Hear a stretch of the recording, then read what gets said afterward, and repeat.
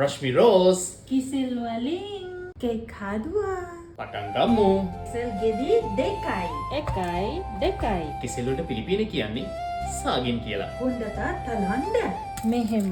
මෙහෙම දැන් හරි. බෙතර දෙකයි.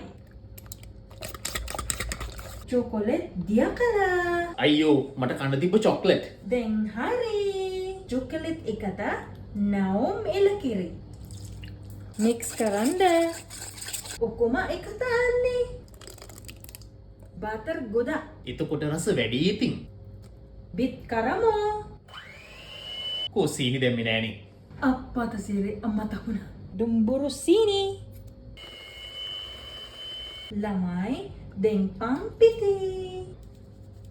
Baking powder. වැනිලා චුට්ටක්. දෙන්නම් අද මං පප්පලට. රජනතා යවනවා කේක් එක. බටර් ගන්න. මික්ස්චර් එක දාන්න. මෙන්න මෙහෙම. දැන් ස්ටීම් කරමු. වහන්න.